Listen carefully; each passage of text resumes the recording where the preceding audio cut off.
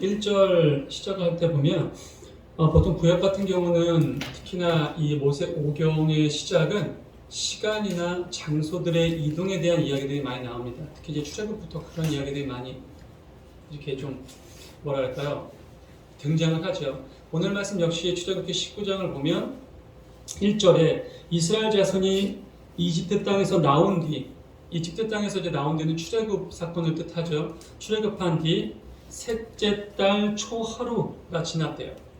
초하루가 된 날이죠. 셋째 달 초하루가 된 그날 비로소 이들이 시내 광야에 이릅니다. 시내 광야, 이제 시내산이죠. 시내산에서 어떤 일이 있었나요? 참 가장 중요한 건 이제 모세가 십계명을 받는 사건이 있었죠. 또 십계명을 받고 내려오는데 그 백성들이 어떠한 형태의 모습을 보이고 있었나요? 굳이 여러분들에게 성경 말씀을 찾아서 알려드리지 않아도 어떠한 일이 있었는지 다 아시니까 엄청난 사건들이 벌어졌던 것이 바로 이 시내 산에서의 사건입니다. 근데 오늘 바로 19장의 시작이 바로 그 시내 광야에 도착하는 사건이에요. 그렇다면 2절 보면 그들이 어디를 떠나서 지금 시내 광야로 왔다고 했습니까? 르비딤, 그렇죠? 예, 르비딤을 떠났습니다. 자, 르비딤에서 무슨 사건이 있었습니까? 대표적으로 르비딤에서도 많은 사건이 있어요. 그러니까 이 이스라엘 백성들이 출애굽한 이후에 가는 곳곳마다 사건들이 많아요. 왜냐하면 참 말도 많고 탈도 많고 말도 더럽게 안 듣고 가는 곳곳마다 불만, 불평. 왜냐하면 뭐 한 달, 두 달 후부터 불평이 생긴 게 아니에요. 출애굽한 바로 첫날부터예요. 첫날부터 바로 앞에 홍해가 펼쳐져 있고 뒤에 이집트 군사들이 몰려오고 우리를 수장시키려고 하냐? 얼마 되지도 않았어요. 무엇 때문에 자신들이 지금 이집트에서 살아온 그 사람들에게 금은보화와 많은 것을 다 받아갖고 출발하고 있는지 정체성 자체도 다 잊어버린 상태예요. 어떻게 보면 알고 있지도 못하고 그냥 끌려 나왔나 봐요. 당연히 고난이 있고 역경이 있겠죠. 왜? 자신들이 살고 있었던 곳을 자신들이 어떠한 그 위치에서 어떤 상황 때문에 지금 나오는지를 뻔히 알고 있었을 텐데, 근데 문제는 그런 어떤 사실적인 건 알지만 왜 우리가 지금 이렇게 저 모세라는 인물에게 이끌림을 받아서 지금 나아가는지를 전혀 모르는 거죠. 그걸 알았다라면 그런 불평과 불만을 하지 않았겠죠. 르비딤에서도 마찬가지였어요. 자, 오늘 시내강에 도착하기 전에 르비딤을 떠나 시내강에 분명히 도착합니다. 르비딤에서 어떤 일이 있었느냐? 아말렉과의 전투가 있었고 물싸움이 있었죠. 물싸움. 물이 쓰다 어쩌다 뭐 이런 여러 가지 일이 있었어요. 자, 근데 가는 곳곳마다 이들의 불만, 불평, 그로 인해 가지고 징계를 받고 또 회개를 하고 또 그로 인해 가지고 하나님께서 모세를 통해서 또 어떠한 이적과 여러 가지 많은 사건들을 보여주시는 것들이 매일매일 매주 반복되는 것이 출애굽 광야에서의 삶입니다. 여러분, 아말렉과의 전투 하면 기억나는 게 있으세요? 아말렉과의 전투에서 아주 유명한 장면, 그렇죠, 맞아요. 모세가 손을 들면 이기고 모세가 손을 내리면 지고, 그게 바로 아말렉 전투입니다. 그게 바로 르비딤에서 있었던 일이에요. 출애굽한 이스라엘 백성들이 가는 곳곳마다 그 지역에서 원래 살고 있었던 사람들 또는 그 지역 주변에서 호시탐탐 뭐 주변 정세를 살피면서 주둔하고 있었던 종족들은 이스라엘이 지나가는 것 자체가 눈에 가시해요. 왜? 여러분, 이때 당시 이스라엘의 출애굽한 이스라엘 민족의 대략적인 수가 물론 장정만 60만, 뭐 80만, 100만 그게 중요하지 않아요. 장정의 수만이 기록된다고 말씀드렸잖아요. 그렇다면 기록되지 않는 남자 아이들의 숫자, 여인들의 숫자, 그리고 막 태어난 갓난 아이들의 숫자, 그와 더불어 그들이 끌고 나온 양과 소와 염소의 숫자들, 정말 대략 한 200만 정도로 지금 계산을 하거든요. 아마 200만 이상이 되지 않았을까. 여러분 생각을 해보세요. 200만 명인 사람만 있는 게 아니에요. 방금 말씀드렸듯이 그런 소, 양, 염소들도 있었단 말이에요. 그 대규모의 군단, 그 집단들이 움직여요. 그 움직이는 것 자체만으로도 두려움이에요. 그 움직이는 것 자체만으로도 주변의 국가들에겐 굉장한 위협이라고요. 이집트 또한 그게 무서웠던 거예요. 왜? 이들의 숫자가 지금 우리보다 많아졌다라는 거예요. 혹여 그래서 우리를 호시탐탐 노리는 주변의 국가들이 이 이스라엘을 통해서 야, 니네들 우리랑 같이 저 이집트 치자. 치면은 너네 지금 그 고생 땅만이 아니라 좀 더 줄게. 만약 이렇게 혹여 합세를 당하면 이집트가 불리한 상황인 거야. 그래서 애초부터 그 싹을 끊기 위해서 그 시점부터 그들을 포로 삼아 그들을 요즘으로 치면 가스라이팅을 하고 하는 것이 시작됐던 거죠. 근데 더 늘었잖아, 더. 포로가 시작되는 그 시점에서 상당히 많은 시간이 흘렀잖아요. 억압하면 억압할수록 그들은 더 거세지고 그 양이 더 많이 늘었다라고 말씀하십니다, 성경은. 근데 그 숫자가 모조리 다 나온 거예요. 그리고 들어보니까 이집트에 엄청난 재앙도 내렸대. 홍해가 갈라졌대. 여러 가지 소리를 들었어요. 뭐 그게 진짜인지 아닌지 자기들이 눈으로 확인은 못했지만 어찌됐건 두려운 존재. 그러니까 간단히 얘기하면 여러분, 인해 전술. 지금이야 뭐 인해 전술이 그렇게 통용되는 시대가 아니죠. 지금 워낙 뭐 무기들이 잘 개발되어 있는 시대니까. 근데 뭐 고작 오래 갈 것도 없어요. 우리 6.25 때만 하더라도 중국의 그 중공군의 인해 전술이 어마어마했거든요. 고작 한 100여 년 전만 하더라도 인해 전술은 굉장히 무서운 전쟁의 어떠한 전술이었어요. 그 무엇보다도 무서운 전술. 근데 수천 년 전 이 시대에 만약에 인해 전술이라면 지금 이스라엘 민족을 상대할 수 있는 국가는 그렇게 많지 않아요.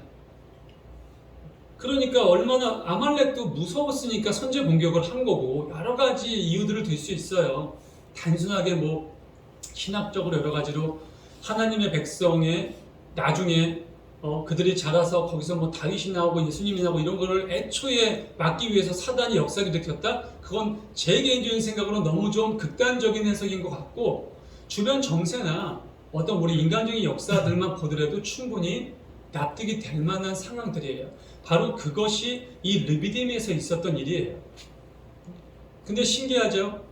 모세가 손을 들어 하나님께 계속 능력을 받으면 이스라엘이 이겨. 근데 이걸 내리면 또 이스라엘이 진대요. 참 웃기는 상황이죠. 누가 보더라도 참 동화 같은 상황이고 만화 같은 상황인데 그러한 상황이 실제적으로 일어났다고 성경은 얘기하고 있어요. 바로 그 르비딤을 떠나서 오늘 비로소 하나님께서 그들에게 가장 큰 결단을 하시는 가장 큰 관계를 맺으시는 곳 시내 광야에 도착하는 사건이에요. 시내 광야에서 제가 무슨 일이 있었느냐? 말씀 초반에 말씀드렸죠. 바로 이 산에서 십계명을 받습니다. 여러분, 이 다음 장에서 십계명을 받지만 십계명을 받는다는 그 내용이 중요한 게 아니에요. 왜 하나님이 십계명을 주셨느냐가 중요한 겁니다. 여러분, 출애굽 이전에 십계명 없이 잘 살았어요. 하나님의 백성들은. 아브라함도 그렇고 이삭도 그렇고 야곱도 그렇고 그의 요셉도 그렇고, 그렇죠? 그러니까 애굽에서 사는 동안에도 특별한 법은 없었어요. 그들이 아버지에게 듣고 할아버지에게 듣고 내 조상에게 들은 그런 이야기들을 내가 믿는 하나님을 마음속에서 믿고 간직하며 살아갔단 말이에요. 근데 왜 하필 이 시점에서 하나님께서 십계명과 더불어 율법을 주셨느냐라는 거예요. 우리는 그거를 기억하면서 출애굽기를 읽어야 되고 출애굽 말씀을 묵상해야 되는 거예요.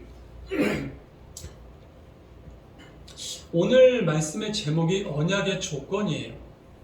하나님께서 이들을 보통 언약 백성이라고 부릅니다. 왜 언약 백성이라고 부를까, 여러분? 언약이 뭐예요? 뭐 우리로 치면 약속이죠. 왜 약속의 백성인가, 이스라엘 백성들이? 그렇다면 누구와 약속을 한 겁니까, 하나님께서? 맞아요. 아브라함과 약속을 한 거죠. 아브라함과 약속을 한 거예요. 아브라함과의 약속을 이루는 백성이 바로 이 백성인 거예요. 이 시대의 백성들, 이 세대의 백성들. 아브라함을 갈대아 우르에서 하란까지 온 그 아브라함이 다 늙고 성공할 만큼 성공하고 모든 것을 다 이루는 상태의 아브라함을 부르시죠. 갑자기 뜬금없이 너는 네가 지금까지 살고 자라고 친척도 있고 친구도 있고 이 좋은 하란을 떠나라. 그래서 내가 지시한 땅으로 가라. 여러분, 아브라함이 바로 출발해서 도착한 것이 바로 이들이 들어갈 가나안 땅이었어요. 그 가나안 땅에 들어가서 아브라함이 뭐 여러 가지 핍박도 받고 여러 가지 뭐 불평등도 받았지만 참고 감내하면서 살아가죠. 근데 하나님께서 아브라함에게 약속한 약속은 뭐였습니까? 간혹 사람들이 가나안 땅이라고 생각을 해요. 그 땅. 그렇기 때문에 아무래도 이스라엘 백성들이 출애굽을 한 다음에 그 땅을 주신 것이 약속의 전말이 아니겠느냐 얘기하죠. 근데 그렇게 성경을 바라보면 성경이 꼬여요. 성경을 잘못 해석하게 됩니다. 제가 물어볼게요. 아브라함과 하나님과의 약속은 뭐였어요? 언약은 뭐였습니까? 네? 크게 말씀하세요. 백성 세고 자손을 주겠다. 맞아요. 자손을 주겠다는 거예요. 자손을. 그깟 땅을 주는 게 아니에요. 아브라함은 그깟 땅을 달라고 하지 않았어. 아브라함이 맘만 먹으면 더 좋은 땅도 가질 수 있었던 능력을 가지고 있는 사람이었어요. 하란은 지금 이 가나안 땅이랑 비교도 할 수 없을 만큼 좋은 땅이었어요. 살기 좋은 거. 네? 뭐 굳이 얘기하면 우리는 지금 물론 우리 인천 계양산이 너무너무 좋아요. 너무너무 좋지만 뭐 요즘 대한민국 사람들이 가장 그렇게 꿈꾸는 드림 강남.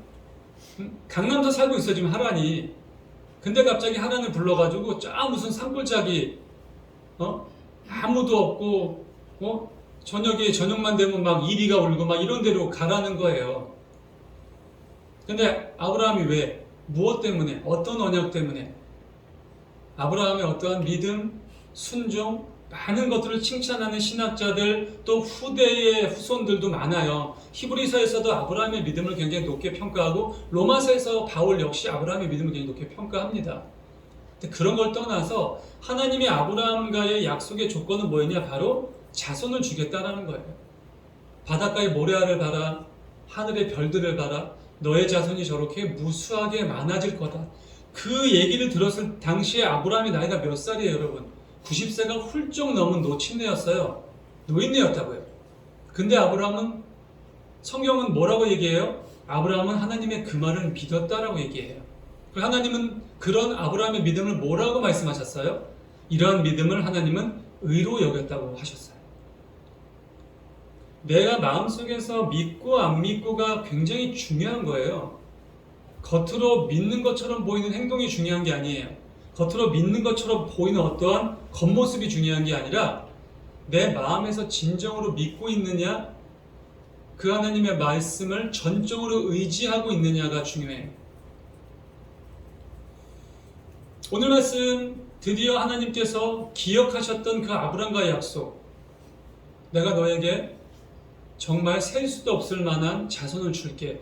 바로 그 언약의 완성의 단계라고 여러분들과 얘기하고 싶은 거예요.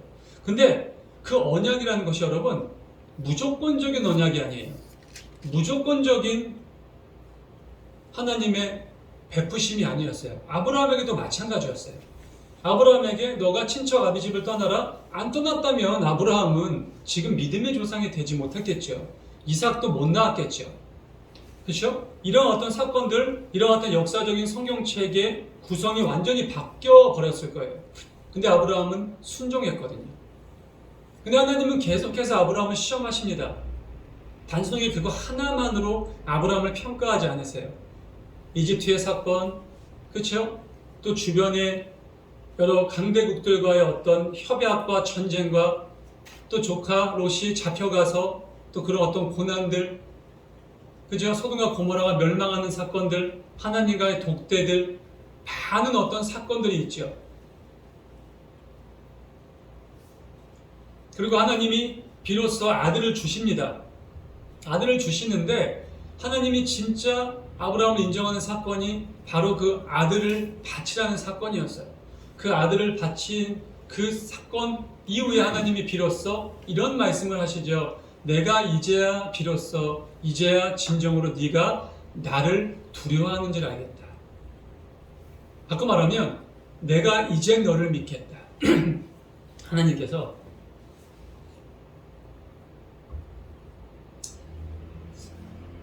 그 오랜 기간 동안 아브라함을 살펴보셨으면서도 하나님도 긴가민가 하신 거예요, 사실은. 여러분, 하나님이 우리를 만드신 분이니까 우리의 모든 것에 대해서 다 알고 계시죠. 근데 하나님도 한편으로는 그런 것 같아요. 내가 얘를 아는데 얘가 이거 못할 것 같은데, 내가 얘를 아는데 이게 어려울 것 같은데, 내가 얘를 알아, 얘는 이걸 할 수 있을 거야. 내가 이 녀석을 잘 알아, 이 녀석은 이거를 이겨낼 수 있을 거야. 분명 하나님은 다 아시죠. 우리 개개인 사람들의 장점과 단점을 다 알고 계세요. 그래서 우리가 이길 수 있고, 우리가 감당할 수 있고, 우리가 정말 실족해서 넘어지지 않은 그만큼의 어떤 고난과 아픔과 시련과 어려움을 허락하십니다. 그래서 욥에게도 시험을 하려는 사단에게 그의 생명만은 건드리지 말라고 하신 거예요. 그래서 저는 사실 그 욥기를 읽을 때마다 사단도 사람을 죽일 수 있구나. 근데 봐요 여러분. 생명의 주관자는 하나님이세요. 우리 그렇게 배웠어요. 저도 그렇게 알고 있었어요. 자, 여러분, 제가 여기서 말씀드리는 거 잘 생각하셔야 돼요.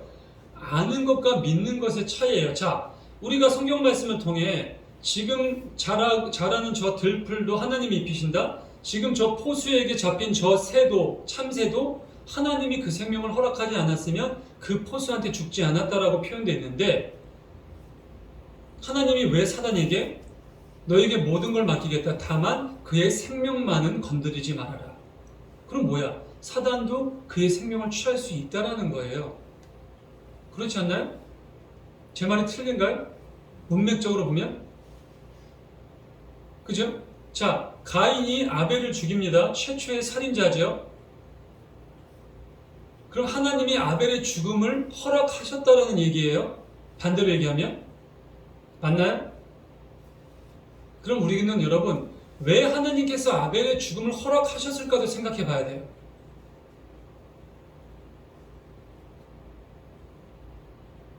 무슨 말씀인지 이해되세요? 왜 하나님께서 욥의 그 고난을 허락하셨을까? 당대의 의인이라고 불렸던 욥의 고난을. 아브라함에게 약속하신 그 언약이 바로 이 시내 광야에서 이루어집니다. 이 시내 광야에서 이루어졌던 언약이 온전하게 이루어졌다면 이 1세대들은 고스란히 요단강을 건너서 가나안 땅으로 입성했을 겁니다. 근데 그러지 못했죠. 왜? 십계명을 받고 율법을 받았는데도 불구하고 하나님 앞에 어마어마한 죄악을 저지릅니다. 그게 언제예요? 얼마 안 돼요. 몇 장 지나면 바로 나와요. 제가 아까 말씀드렸던 그 사건. 땅이 갈라지면서 땅이 그 사람들 집어삼키는 그 사건. 얼마 전에 아내와 같이 집에 이렇게 있는데 정말 옛날 영화. 그러니까 그 만들어진 연도로 보니까 20몇 년? 그러니까 헐리우드는 참 대단한 것 같아요. 1920년도면 우리나라 조선시대인데, 그쵸? 조선시대인 동시에 20몇 년이면은 일제시대 때죠. 우리가 막 이제, 저거 뭐야? 갑자기 단어도 생각이 안 나? 뭐라 그러죠? 일제치하. 제가 갑자기 그 단어가 어찌됐건 그 시대인데, 식민지 시대, 맞아. 식민지 통치를 받는. 근데, 그때 헐리우드는 그 율브리너라는 배우가 출연하면서 뭐 10개를 만들어내고, 근데 거기서 10개의 영화였어요. 모세가 그들을 끌어서 이제 십계명을 받고 내려오는데 춤추고 난리 부르스가 난 거죠. 물론 이렇게 눈으로 봤을 때 그 영상이 참 촌스러워요. 누가 보더라도 저건 돌멩이가 아니라 스티로폼 같아. 너무 가벼워, 돌멩이가. 지금 물론 이제 컴퓨터 그래픽으로 워낙 기가 막히게 하니까 비교가 안 되겠지만, 근데도 땅이 갈라지면서 막 사람들이 글로 들어가서 축구하는 일이 벌어져요. 그것을 바라보는 모세가 안타까운 심정으로 바라보고 있고요. 바로 그 직전의 사건이에요, 여러분. 오늘 사건에서 제가 여러분들과 나누고 싶은 말씀이 바로 4절, 5절, 6절이에요. 제가 봉독하겠습니다. 너희는 내가 이집트 사람에게 한 일을 보았고, 하나님이 이 말씀을 왜 하셨을지 여러분 마음속에 담으시면서 이 말씀을 보셔야 돼요. 하나님이 왜 이 1세대들에게 이 얘기를 반복하실까요? 얼마나 말을 안 들었으면, 얼마나 깝깝했으면. 말씀드렸잖아요. 그 전에도 지금 이 여러분, 시간을 왜 언급하냐면, 셋째 달밖에 안 지났어요. 100일도 안 지났어요. 이 짧은 시간 동안 그들이 얼마나 하나님 앞에 패역한 일을 하고 하나님을 무시하고 멸시하고 하나님의 종인 모세를 위협하고 죽이려고까지 하고, 그래서 하나님이 오늘 여기서 말씀하시는 거예요. 너희는 내가 이집트 사람에게 한 일을 보지 않았느냐. 또 어미 독수리가, 하나님이 참 이런 비유법까지 쓰세요. 또 어미 독수리가 그날개로 새끼를 업어 나르듯이 내가 너희를 인도하여 나에게로 데려온 것도 보았다. 이제 너희가 정말로 나의 말을 듣고 내가 세워준 언약을 지키면 너희는 모든 민족 가운데서 나의 보물이 될 것이다. 온 세상이 다 나의 것이니 그러므로 너희는 내가 선택한 백성이 된다라고 말씀하십니다.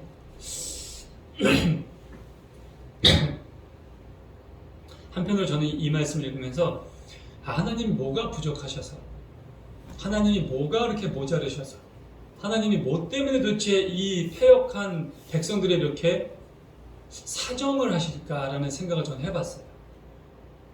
근데 그게 딴 게 아니에요, 여러분. 단 한 가지였어, 한 가지. 그 한 가지가 뭐예요?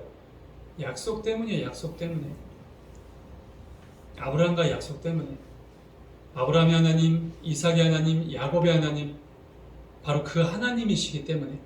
하나님께서 시내산에서 처음 누구야? 갑자기 생각나. 모세를 만나주셨다고 그랬죠. 누구시냐고 물어보죠, 모세가. 응? 나는 너의 조상 아브라함과 이삭과 야곱의 하나님이다라고 명확하게 말씀을 하십니다. 왜 아브라함과 이삭과 야곱을 말씀하시냐면 내가 그들과 한 약속을 기억한다. 내가 지난 수백 년 동안 너희들을 그냥 그 이집트 땅에 두었다. 근데 내가 이제 비로소 때가 됐다. 하나님의 시간이 된 거예요. 우리의 시간과는 다르죠. 하나님의 시간이 되셨을 때 하나님은 즉시 움직이시는 분. 이제 내가 너를 이집트로 보내 그들을 구원할 거다. 그리고 그들이 나에게 와 나를 찬양하게 할 거다. 나를 예배하게 할 거다. 사랑하는 성도 여러분, 하나님께서 우리에게 바라시는 건 이미 출애굽기에 말씀하셨어요. 다른 게 아니에요. 하나님은 예배를 바라시는 거예요. 하나님은 찬양을 바라시는 겁니다. 오늘 아침에 제가 이제 말씀 때마다 그 말씀을 자주 드리는데 부산에 그 한소망 교회라고 있어요. 유영모 목사님이 담임으로 계시는 그 이제 9시에부터 9시 20분까지는 그 극동방송에서 그 안산 꿈의교회 김학준 목사님 설교가 하고 그게 끝나면은 잠깐 찬양 나온 다음에 바로 유영모 목사님의 설교가 이어져요. 유영모 목사님이 한 2시 반 1, 2분부터 10시 정도, 좀 길어요. 유영모 목사님 설교가 한 40분 정도 설교를 하시는데 오늘 그런 말씀 하시더라고요. 하나님이 기뻐하시는 게 뭔지 아냐. 하나님이 우리를 통해서 당신께서 그러니까 천지창조, 우리가 요즘에 이제 금요일날 그 창세기 강의를 하잖아요. 하나님이 보시기에 좋았던 것이 뭔지 아느냐, 여러분.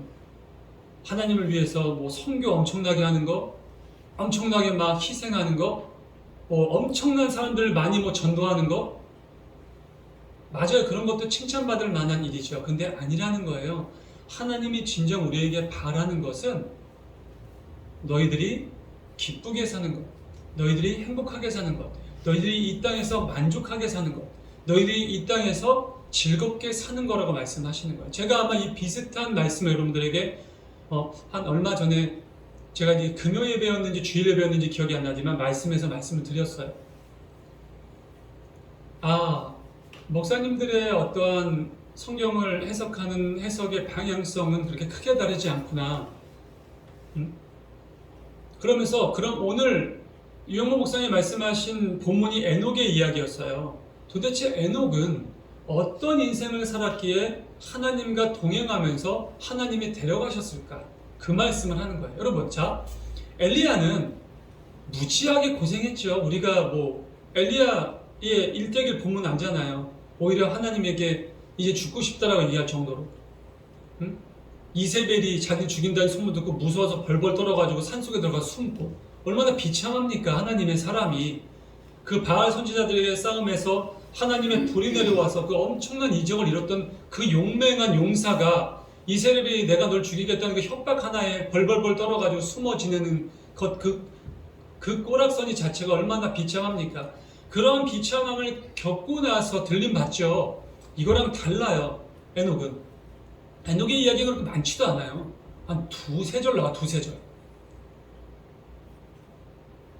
근데 그 에녹이 과연 어떠한 삶을 살았기에 하나님과 동행했다라는 이야기가 있고 또 평생을 하나님과 동행했다 그러잖아요. 그러면서 동시에 하나님께 들림을 받았을까라는 거예요. 오늘 그 설교 말씀하시면서 어려운 게 아니라는 거예요. 엄청난 게 아니라는 거예요. 만약 엄청나고 어렵고 대단한 거 있다면 성경에 기록되었다라는 거예요. 저의 생각도 마찬가지예요. 저도 제가 하나님과 동행하는 교회라는 이름을 정한 이유가 바로 그 에녹의 그 창세기를 읽으면서 딱 마음에 든 거거든요. 그러면서 하나님께 기도드렸고, 하나님, 저는 이 하나님과 동행하는 이라는 이 말씀을 가지고 새로운 교회의 이름을 정하고 싶습니다 했을 때 하나님이 저에게 너무나 이런 좀 만족하는 마음을 주셨기 때문에 제가 그 이름을 정한 건데, 그렇다면 과연 하나님과 동행한다는 건 무엇이냐라는 거예요. 오늘 똑같은 이야기를 하나님께서 모세를 통해 이 이스라엘 백성들에게 이해하고 계세요. 근데 좀 달라. 하나님께서 어떻게 얘기하셔? 쉬운게 얘기하면 여러분, 제가 우리 집에서 키우는 강아지가 말을 지질이 안 들어요. 왜냐면 이 녀석이 자기 주장이 굉장히 강한 강아지거든요. 잘 복종을 하지 않는 강아지예요. 근데 자기가 원하는 게 딱 있으면 그 순간 꼬리를 살랑살랑 흔들면서 오지 말라 그래도 와요. 그게 먹는 거죠. 그러니까 지방에 들어가 있어. 요즘에는 우리 아내가 불러도 안 나와요. 우리 강아지 이름이 나누쿠죠. 누쿠야 그러면 옛날에는 제가 부를 땐 안 나오는데 아내가 부르면 나는데 요즘에는 아내가 불러도 안 나오는데 일부러 이 비닐을 부스럭부스럭 소리 내면 바로 나와요. 정말 귀신같이 나와요. 그러니까 이게 뭐 과자를 뜯는 거라는 학습이 돼 있나 봐. 그러니까 네가 별 수 있어. 넌 그래서 네가 갠 거라고. 인간한테 못 이기는 거라고. 한번 알아볼까? 그럼 도망가요. 이리 온 그럼 도망가요. 가만히 이렇게 있으면 그때 와요 앞으로. 그런 소리가 나죠. 아내와 같이 재미있게 나는 너희들 맘대로 조종되는 강아지가 아니야. 나는 내 뜻대로 내가 오고 싶을 때 오고 뭐 이런 우리끼리 그냥 그런 서로 얘기를 주고받으면서 시간을 보냅니다. 자 여러분, 제가 이 말씀을 왜 드렸냐면 제가 우리 나누쿠가 이렇게 이뻐서 한번 안아보고 쓰다듬고 싶을 때는 황태나 이 녀석이 좋아하는 거 하나 딱 준비해요. 그럼 뭐 어렵게 할 필요도 없어요. 지금 하나님이 그런 어떠한 말씀을 이 이집트 백성들에게 이 이스라엘 백성들에게 하고 있는 거예요. 응? 야, 너네들 내 능력 봤잖아. 니네 아직도 내가 누군지 모르겠니? 니네들 그 이집트에서 건져낸 게 나야. 이집트 역사상 너네들이 몇백 년을 살면서 단 한 번도 보지 못하는 10가지 재앙이 이집트에서 일어났어. 그걸 한 게 나라니까? 니네 나오다가 홍해 갈라지는 거 봤잖아. 야, 니네 내가 도대체 뭘 더 보여줘야 되니? 응? 어미 독수리가 자기 아기 독수리를 그렇게 품에 안고 품는 것처럼 내가 너희들을 품었다. 응? 아침에는 구름 기둥으로, 저녁에는 불 기둥으로, 너네 배고프다 해서 만나를 보내줬어. 매일매일. 너희 고기 먹고 싶다 해서 신물 나도록 매출하게도 보내줬어. 목마르다 해서 바위에서 물을 샘솟게 해줬어. 도대체 내가 너희들한테 뭘 더 보여줘야 되니? 지금 그 말씀을 하고 계신 거예요. 그러면서 뭐라고 말씀하세요? 응? 더 강한 게 있어요. 이제 너희가 정말로 나의 말을 듣고, 얼마나 안 들었으면 이제 진짜 나의 말을 듣고 내가 이제 너희들에게 계약을, 언약을 세울 거야. 그 언약을 지킨다면 내가 너희들을 잘 살게 해줄게가 아니야. 하나님 뭐라 그래요? 모든 민족 가운데서 나의 보물이 될 거라고 말씀하세요. 이거 보통 그 남자들이 흑심 품고 아름다운 여인 꼬실 때 하는 말 아니에요? 응? You're my destiny 뭐 이러면서 그런 거잖아요. 그런 거예요. 그런 고백이에요. 너희 나의 보물이야. 내가 너희들을 너희 민족을 나의 보물로 삼을게. 응? 또 그 다음 뭐예요? 또 떨어져. 또 왜? 또 강조하세요. 야, 이 세상 모든 게 다 내 거야. 그러면 어떻게 돼? 이게 너 거야. 네 거도 되는 거야. 아주 달콤한 말로 이들을 지금 하나님께서 설득하고 있는 장면이에요. 왜 하나님이 이러셔야 됩니까? 도대체 무엇 때문에? 그러니까 저는 제가 하나님이었으면 내가 아브라함을 부르는 게 아니었어. 내가 이 정도까지 약속을 하는 건 아니었어. 그냥 땅만 준다고 했었어야 되는데. 내가 왜 굳이 그 하늘의 별을 보여주고 바다의 모래를 보여줘서 자손을 많게 해준다는 약속을 했을까? 이걸 안 지킬 수도 없고 내가 하나님 체면에 내가 전지전능한 야훼인데 내가 참 이거를 어길 수도 없고 참 미치겠네. 하나님도 어쩔 수 없는 상황인 거예요. 왜? 당신이 하신 약속이거든. 그 누구도 아닌 어떠한 존재와 비교조차 될 수 없는 유일한 하나님, 바로 당신이 아브라함과 직접 세운 언약이거든. 그래서 정말 진짜 보기 싫고 확 다 쓸어버리고 싶은데도 하나님이 참으시고 이런 달콤한 말씀, 제가 나누카에게 황태를 내밀듯이. 우리 촐레이 같은 경우도 학습이 됐죠. 화장실에서 이제 볼일 보고 나오면은 냉장고 앞에 가서 골을 칩니다. 왜? 간식을 받아야 되니까. 바로 그런 거죠. 그러면서 그 다음 이런 얘기를 해요, 여러분. 그러므로 너희는 내가 선택한 백성이 된다라는 거예요. 그리고 5절을 볼까요? 6절. 너희의 나라는 나를 섬기는 제사장 나라가 되고. 자, 여러분, 제가 오늘 사실 실제적으로 얘기하고 싶은 건 바로 이 구절이에요. 자, 하나님께서 이스라엘을 선택한 이유는 명확하게 있으셨어요. 이 세상 수많은 그 어떤 민족들과 비교조차 되지 않아요. 이스라엘은 제사장 나라가 된다라는 거예요. 하나님이 선택한 나라, 하나님의 종의 나라, 하나님의 뜻대로 행동해야 되는 나라. 더불어 제사장 나라가 된다는 건 무엇입니까?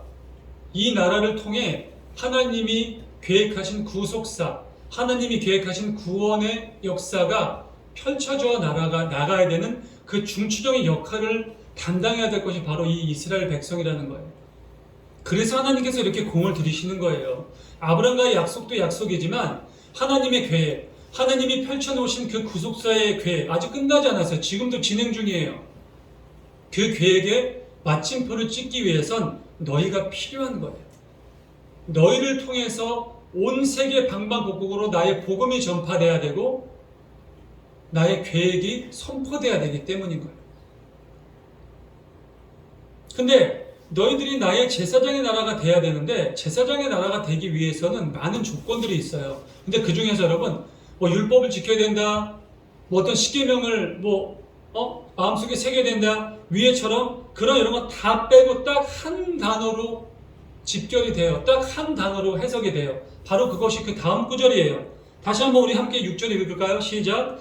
너희의 나라는 나를 섬기는 제사장 나라가 되고 너희는 거룩한 민족이 될 것이다. 바로 이거예요, 여러분. 제사장 민족이 된다는 것은 거룩한 민족이 된다는 것과 같은 의미예요.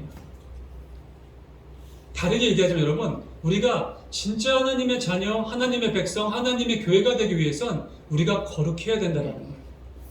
우리가 거룩하지 못하면 절대 하나님의 온전한 자녀로 보이지 않아요. 누구한테? 세상 사람들한테. 하나님이 왜 이스라엘 백성을 좀 준비시킵니까? 이렇게 그들 안에서 그냥 지지고 볶고 살라고? 잘 살라고? 아니에요. 많은 이방인들, 하나님이 눈에 넣어도 아프지 않는 저 불쌍한 영혼들, 오늘도 죽어가고 있는 저 안타까운 영혼들을 구원하시기 위한 계획의 초석이 바로 이들을 제사장 삼는 거예요. 그러기 위해서는 이들이 거룩하게 돼야 돼요. 거룩하게 되기 위해서는 뭐가 필요해? 바로 이 다음 장에 펼쳐질 하나님과의 언약이 중요하고 그 언약의 조건은 바로 율법과 계명을 지키는 데 있다는 거예요. 율법과 계명을 온전하게 지킬 때 우리가 거룩하게 될 수 있는 거예요. 우리가 거룩하게 되어야만 우리는 제사장의 역할을 담당할 수 있다는 것을 하나님께서 오늘 모세를 통해 이스라엘 1세대 백성들에게 얘기해주고 있는 거예요. 근데 뭐 그 결과는 어떻게 되는지 뻔히 다 아는 이야기니까요. 근데 우리는 그렇게 되지 말아야죠. 하나님께서 우리에게 내 아버지를 통해서, 내 어머니를 통해서, 내 주변의 친지 또 어른들, 하나님이 우리들에게 보내주신 그 많은 사랑의 동역자들을 통해서 지금 우리가 이 시간에 이 절에 나와서 예배할 수 있게 해주셨어요. 근데 우리의 삶이 과연 그 거룩과 얼마만큼 친근한지, 그 거룩과 얼마만큼 가까이 있는지 마음속 깊이 생각해 봐야 되는 시간인 거예요. 그게 중요한 겁니다. 우리가 거룩해진다면 우리 입에서 나오는 단어 하나하나, 우리 입에서 나오는 말씀 하나하나가 누군가에게 가서 상처가 되고, 누군가에게 가서 어떤 정죄가 되고, 누군가에게 가서 그를 찌르는 것이 아니라 그것을 듣는 모든 사람들에게 위로가 되고, 그의 상처를 싸매주고, 그에게 희망을 주고, 그에게 어떤 도전을 줄 수 있는 그런 하나님의 말씀으로 변화된다는 겁니다. 제사장 나라로 선택받은 이스라엘은 과연 그 제사장의 역할을 얼마만큼 잘 감당했는지 저는 잘 몰라요. 제가 평가할 일도 아니고. 다만 하나님께서 이 부족한 저를 통해 이 귀한 단에 설 수 있는 제사장 직분을 주셨어요. 그리고 저는 우리 하나님과 동행하는 교회의 모든 한 일원을 그러한 살아있는 제사장으로 키우고 싶다는 것이 저의 이 교회를 세울 때의 비전이었어요. 그 말씀을 여러분들에게도 계속 재차 말씀드리고 강조를 하고 있었고요. 여러분들도 오늘 이 말씀을 통해서 하나님이 지금도 우리를 똑같이 부르고 계신다는 것을 잊지 말으시고 마음속에 담으시고, 우리가 과연 그러면 어떻게 하면 우리가 제사장 될 수 있을까? 여러분, 꼭 목사 안수를 받고 목사의 직분을 받는다고 제사장 되는 게 아닙니다. 평신도 사역자예요. 그게 바로, 저는 지금 장로교회 교리에서 장로교 간판을 닫고 목회를 하고 있지만 누가 뭐라도 저는 뼛속까지 감리교인이에요. 어쩔 수 없어요. 그거는 제 아버지가 감리교인이었고 저희 집안이 감리교였기 때문이에요. 저희 아내 역시 보라가 6대째 감리교 집안이에요. 제가 이 얘기를 왜 하냐면 장로교 교리가 잘못됐다 얘기하는 게 아니에요. 요한 웨슬리 감리교의 창시자가 그 힘들고 어렵고 부패하고 죽을 수밖에 없는 영국 사회를 되살린 그 목적으로 인해 가지고 지금의 장로교도 순복음도 모든 교회가 다 똑같이 적용하고 있는 가장 중요한 목적, 그게 바로 속회예요. 속회의 출발은 감리교였어요, 여러분. 요한 웨슬리가 속회라는 것을 만들기 전에 그 어떠한 개신교회도 또는 카톨릭에도 속회라는 조직은 없었어요. 가정에서 모이고 평신도가 모여서 말씀을 전하고 기도를 하는 그런 조직 자체는 존재하지 않았어요. 그래서 여러분들에게 말씀드리는 거예요. 내가 직분이 집사라고, 장로라고, 권사라고, 아니 집사 제사장이라고 생각하셔야 돼요. 장로 제사장이라고 생각하셔야 되고 권사 제사장이라고 생각하셔야 돼요.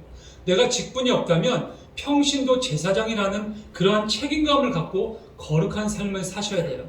그래야 우리가 하나님이 선택한, 하나님이 우리를 보물처럼 생각해 주신다는 거예요. 보물처럼 우리를 여겨주신다는 겁니다. 저는 이제야 깨닫습니다. 오늘 말씀을 준비하면서 내가 하나님의 보물이 되어야겠구나. 내가 하나님의 보석이 되어야겠구나. 여러분들도 하나님의 보물, 보석이 되실 수 있는 그러한 고백이 오늘 이 시간 우리 모든 마음에 또 우리 모든 삶의 그 곳곳에서 요소요소에서 펼쳐나지시기를, 그런 믿음이 소유될 수 있기를 간절히 축원합니다. 기도하겠습니다.